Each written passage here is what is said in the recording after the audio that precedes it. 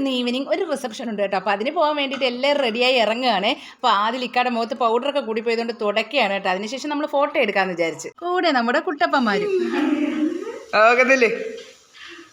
എവിടെയെങ്കിലും പോകുമ്പോൾ നമുക്കിതൊക്കെ ഒരു പതിവാണ് കേട്ടോ. നല്ല രസമാണ് നമ്മളെല്ലാവരും കൂടെ ഇങ്ങനെ നിന്ന് ഫോട്ടോയൊക്കെ എടുക്കുന്നത്.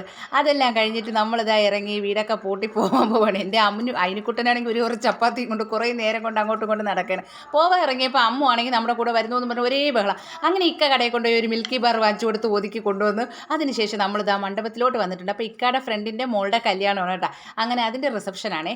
അപ്പോൾ വന്നപ്പോഴത്തേക്കും നേരെ ചായയും ബജ്ജിയൊക്കെ കഴിച്ചു. അതിനുശേഷം അകത്തോട്ട് കയറിയിട്ടുണ്ട്. അപ്പോൾ അവിടെ ഫോട്ടോ എടുപ്പും വീഡിയോ എടുപ്പും നടന്നുകൊണ്ടിരിക്കുകയാണ്. ഒരു സൈഡിൽ അപ്പം ചുടുന്നുണ്ട്, ഒരു സൈഡിൽ ബെറോട്ട അടിക്കുന്നുണ്ട്. അങ്ങനെ ഞാൻ അതൊക്കെ കുറച്ച് നേരം നോക്കി നിന്നു. പിന്നെ അവരോടൊക്കെ വർത്തമാനം പറഞ്ഞതിന് ശേഷം ഫുഡിൻ്റെ വീഡിയോ എടുക്കാനായിട്ട് ഫുഡ് സെക്ഷനിലോട്ട് പോയിട്ട് അപ്പോൾ അവിടെ അപ്പം ഉണ്ടായിരുന്നു, പിന്നെ ഒരു പാത്രത്തിൽ ബെറോട്ട ഉണ്ടായിരുന്നു, പിന്നെ കടലയും ഗ്രീൻ പീസും ഒക്കെ ഇട്ടിട്ടുള്ള ഒരു കുറുമ കറി പോലത്തെ ഒരു സംഭവം, പിന്നെ കോളിഫ്ലവർ കറി, പിന്നെ നമ്മുടെ കപ്പ ഉണ്ടായിരുന്നു, കപ്പയ്ക്ക് ചമ്മന്തി, പിന്നെ രസം പോലത്തെ ഒരു സംഭവം കേട്ടോ. അതെന്താണെന്ന് അറിഞ്ഞിട്ട് പുളിമുളകുമായിരിക്കാം. പിന്നെ വാട്ടർ മെലണും പൈനാപ്പിളും ഉണ്ടായിരുന്നു കേട്ടോ. ഞാൻ ഇതെല്ലാം കൂടെ വാങ്ങിക്കൊണ്ട് ഇതാ അവിടെ വന്നൊരു കസേരയിലോട്ട് ഇരുന്നിട്ടുണ്ട്. തൊട്ടടുത്ത് ഇക്കായും ആദിലും ഉണ്ട്.